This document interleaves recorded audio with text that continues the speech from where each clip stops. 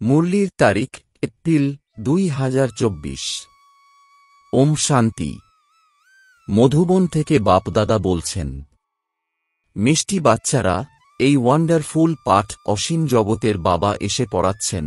বাবা আর তাঁর পড়াশোনার প্রতি কোনো সংশয় থাকা উচিত নয়। প্রথমে নিশ্চিত হতে হবে যে কে আমাদের পড়াচ্ছেন। প্রশ্ন: তোমরা বাচ্চারা নিরন্তর স্মরণের যাত্রায় থাকার জন্য কেন শ্রীমত পেয়েছ?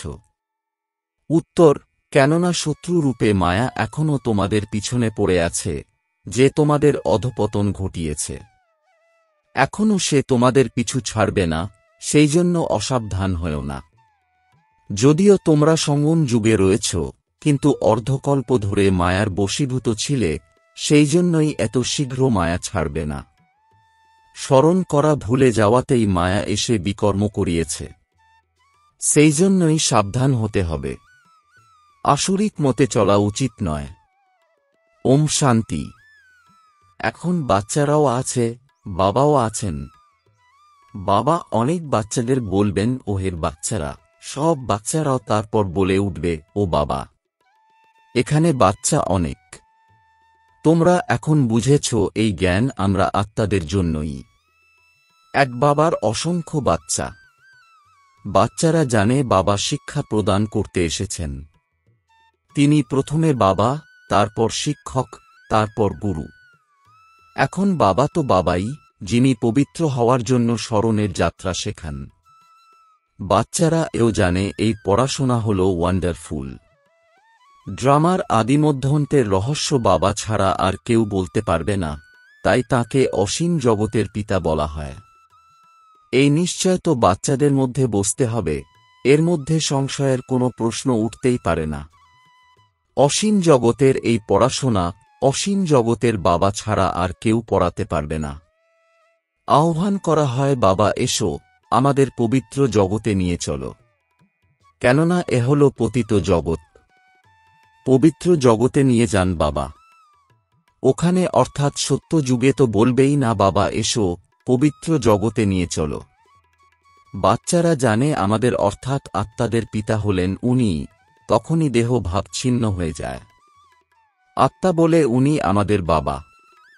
এখন এটা দৃঢ়তার সাথে নিশ্চয় হওয়া উচিত যে প্রকৃতপক্ষে বাবা ছাড়া এত নলেজ আর কেউ দিতে পারবে না। প্রথমেই তো নিশ্চয় বুদ্ধি হওয়া প্রয়োজন। নিশ্চয় আত্মার বুদ্ধিতেই থাকে। আত্মাই এই জ্ঞান প্রাপ্ত করে, ইনি হলেন আমাদের বাবা। এই দৃঢ় বিশ্বাস বাচ্চাদের হওয়া উচিত। মুখে কিছু বলার প্রয়োজন নেই। আমরা আত্মারা এক শরীর ছেড়ে অন্য শরীর ধারণ করি। আত্মার মধ্যেই সংস্কার নিহিত রয়েছে। এখন তোমরা জেনেছ বাবা এসেছেন আমাদের এমনই শিক্ষা প্রদান করান, এমনই কর্ম শেখান যাতে আমরা এখন আর এই জগতে আসব না। লৌকিক জগতের মানুষ বোঝে যে এই দুনিয়াতে আবার আসতে হবে। তোমরা এমনটা ভাবো না।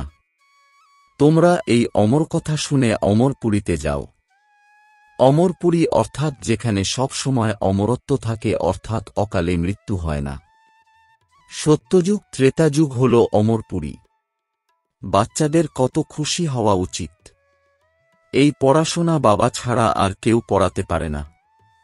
বাবা আমাদের পড়ান, বাকি যারা টিচার্স আছে তারা সাধারণ মানুষ। এখানে তোমরা যাকে পতিতপাবন, দুঃখ হরণকারী, সুখ প্রদানকারী বলে থাকো, সেই বাবা এখন তোমাদের সামনে শিক্ষা প্রদান করছেন। সামনে না আসলে রাজযোগ পাঠ কিভাবে পড়াচ্ছেন। বাবা বলেন, তোমাদের অর্থাৎ মিষ্টি বাচ্চাদের এখানে পড়াতে আসি। শিক্ষা প্রদান করার জন্য এনার অর্থাৎ ব্রহ্মা বাবার মধ্যে প্রবেশ করি। প্রকৃতপক্ষে ভগবানুবাদ যখন আছে, সুতরাং ওনার শরীর নিশ্চয়ই প্রয়োজন। শুধু মুখ নয়, সম্পূর্ণ শরীর প্রয়োজন। বাবা স্বয়ং বলেন, মিষ্টি মিষ্টি আত্মিক বাচ্চারা, কল্পে কল্পে পুরুষোত্তম সঙ্গমযুগে সাধারণ শরীরে অর্থাৎ ব্রহ্মা বাবার শরীরে আসি। খুব গরিবও নয়, আবার খুব বিত্তবানও নয়, সাধারণ। এটা তো তোমাদের অর্থাৎ বাচ্চাদের দৃঢ় বিশ্বাস হওয়া উচিত, উনি আমাদের বাবা, আমরা আত্মা। আমাদের অর্থাৎ আত্মাদের পিতা। সমগ্র পৃথিবীতে যত মানুষরূপী আত্মা আছে সবার পিতা তিনি, তাই তাকে অসীম জগতের বাবা বলা হয়। শিব জয়ন্তী উদযাপন করে, কিন্তু তার কারণও কেউ জানে না। কাউকে জিজ্ঞাসা করো যে শিব জয়ন্তী কবে থেকে উদযাপন হয়ে আসছে, বলবে আবহমানকাল ধরে। সেটাও বা কবে থেকে? কোনো তারিখ তো চাই। ড্রামা তো অনাদি, কিন্তু এই ড্রামার অন্তর্ভুক্ত যে ক্রিয়াকলাপ ঘটিত হয়েছে তার তিথি তারিখ তো চাই, তাই না? সেটা তো কেউ জানে না। আমাদের শিব বাবা আসেন, সেই লাভ থেকে এই উৎসব পালন করে না। নেহেরু জয়ন্তী ভালোবাসার সাথে উদযাপন করবে, স্মৃতিচারণে দুচোখে জলও আসবে। শিব জয়ন্তী কেন পালিত হয় কারও জানা নেই। এখন তোমরা বাচ্চারা অনুভবী হয়েছ। অনেক মানুষ আছে যারা কিছুই জানে না। কত মেলা হয়, ওখানে যারা যায় তারাই বলতে পারবে প্রকৃত সত্য কি। যেমন বাবা অমরনাথের দৃষ্টান্ত দিয়ে বলেছিলেন, ওখানে গিয়ে দেখো প্রকৃতপক্ষে কি হয় সেখানে। অন্যরা তো অপরের কাছ থেকে শুনে তারপর বলে। কেউ বলবে বরফের লিঙ্গ হয়, শুনে বলবে সত্যি। এখন বাচ্চারা তোমাদের অনুভব হয়েছে কোনটা ঠিক কোনটা ভুল। এখনো পর্যন্ত যা কিছু শুনেছ পড়েছ সবই ভুল, দাওয়াও হয়ে থাকে। এ হল মিথ্যে খণ্ড, সত্য যুগ প্রকৃত খণ্ড। সত্য যুগ ত্রেতা দাপর অতীত হয়ে গেছে, এখন কলিযুগ চলছে। এটাও খুব কম সংখ্যকই জানে। তোমাদের বুদ্ধিতে সব ধারণা চলে। বাবার মধ্যে সম্পূর্ণ নলেজ আছে, ওনাকে বলা হয় জ্ঞানের সাগর। ওনার কাছে যে নলেজ আছে তা উনি ব্রহ্মা বাবার শরীরের দ্বারা আমাদেরকে নিজের সমান করে তুলছেন। যেমন টিচারও সমতুল্য করে তোলেন, সুতরাং অসীম জগতের বাবাও চেষ্টা করে নিজের সমান করে তোলেন। লৌকিক বাবা সমতুল্য করে তোলেন না। তোমরা অসীম জগতের বাবার কাছে এসেছ। উনি জানেন আমাকে বাচ্চাদের আমার মতো করে তুলতে হবে। যেমন টিচার নিজের মতো করে তোলেন, সেটাও নম্বর অনুসারে হবে। এই বাবাও বলে থাকেন নম্বর অনুসারে হবে। আমি যে পড়াশোনা করিয়ে থাকি সেটা হলো অবিনাশী। যে যত পড়বে তা ব্যর্থ যাবে না। এরপর কোনো সময় দেখবে তারাই এসে বলবে আমি 4 বছর আগে 8 বছর আগে কারো একজনের কাছ থেকে এই জ্ঞান শুনেছিলাম, এখন আবার এসেছি। তখন কেউ কেউ ভীষণভাবে এর সাথে জড়িয়ে পড়বে। পতঙ্গ তো থাকবেই অগ্নিতে ঝাঁপিয়ে পড়ার জন্য। কেউ বা অগ্নির চারদিক ঘুরে ফিরে চলে যায়। শুরুতে অনেক পতঙ্গ অগ্নির প্রতি আকৃষ্ট হয়েছিল। ড্রামার প্ল্যান অনুসারে ভাটটি তৈরি হওয়ার ছিল। কল্পকল্প ধরেই এমনটা হয়ে আসছে।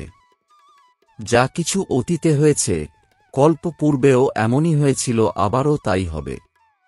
এটাই দৃঢ় নিশ্চয় রাখো যে আমরা আত্মা, বাবা আমাদের পড়াচ্ছেন। এই নিশ্চয়ে অটুট থাকো, ভুলে যেও না। এমন কোনো মানুষ হবে না যে বাবাকে বাবা বলে স্বীকার করবে না। যদি বাবার সাথে বিচ্ছেদ ঘটিয়ে চলেও যাবে, তবুও এটুকু বুঝতে পারবে যে আমি বাবাকে ছেড়ে এসেছি। ইনি অসীম জগতের বাবা, ওনাকে আমরা কখনোই ছেড়ে যাব না। শেষ পর্যন্ত সাথে থাকব। এই বাবা তো সবার সদ্গতি প্রদাতা। 5000 বছর পর আসেন। এটাও তোমরা বুঝেছ, সত্যযুগে অল্প সংখ্যক মানুষ বাস করে, বাকি সমস্ত আত্মারা শান্তিধামে থাকে। এই নলেজও বাবাই শোনান, আর কেউ শোনাতে পারে না।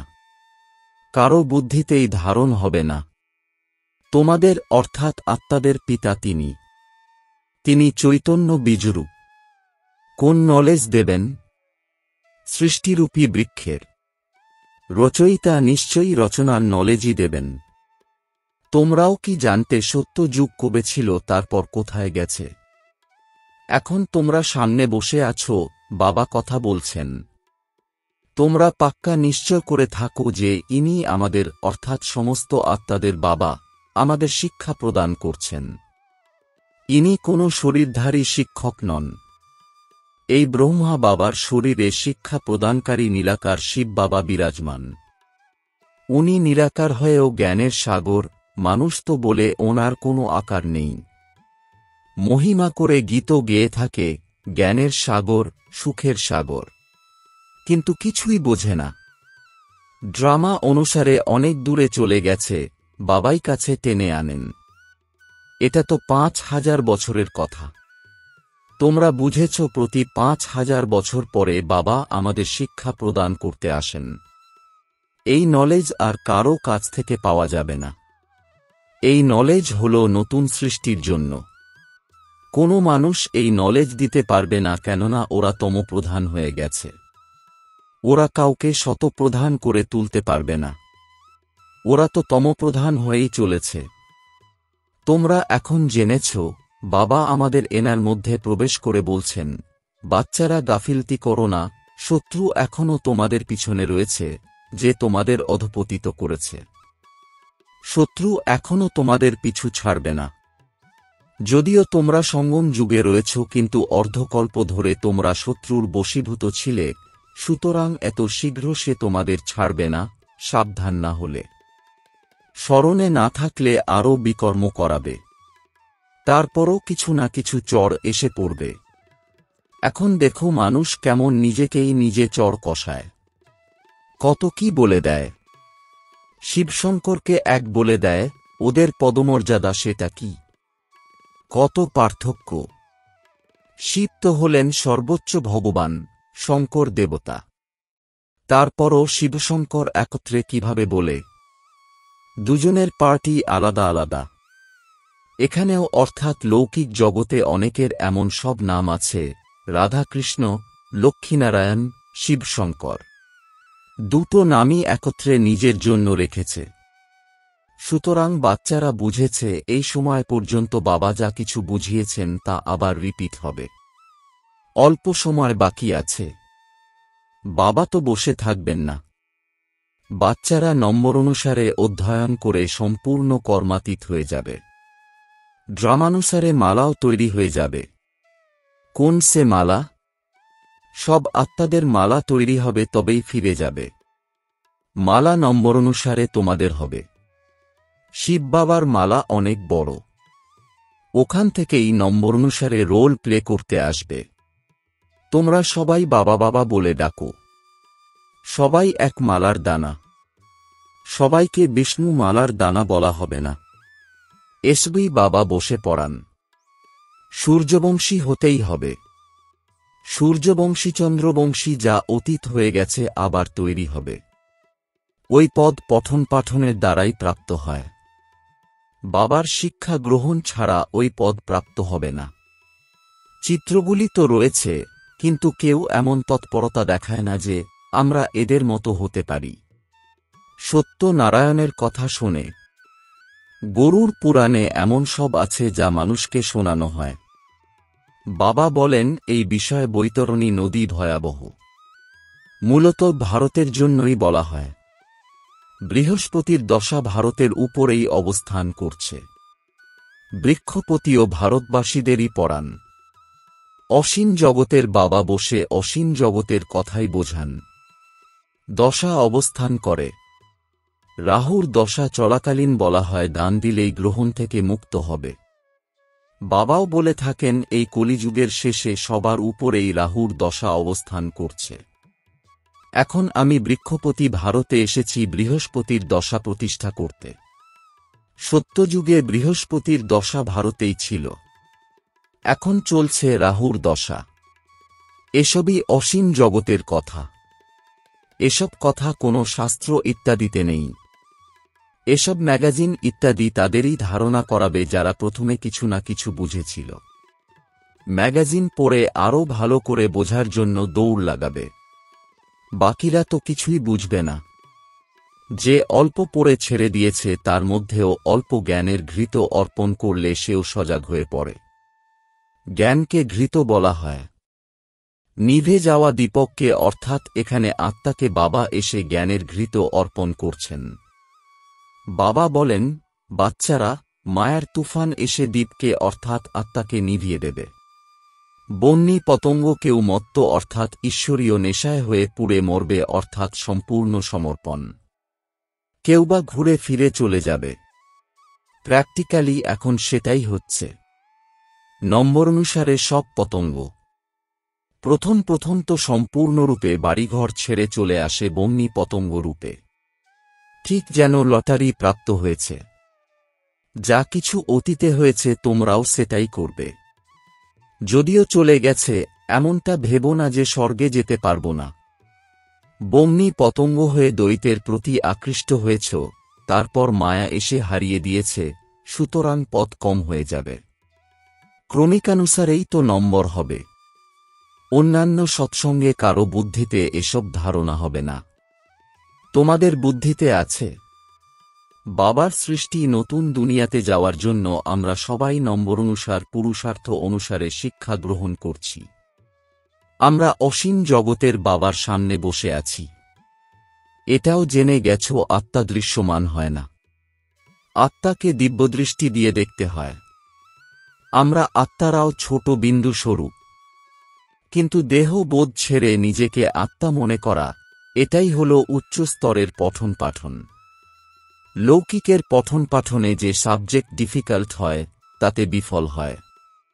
এই সাবজেক্ট তো কত সহজ, কিন্তু কারো কারো ডিফিকাল্ট অনুভব হয়। এখন তোমরা বুঝেছ শিব বাবা সামনে বসে আছেন। তোমরাও নিরাকার আত্মা, কিন্তু শরীরের সাথে রয়েছ।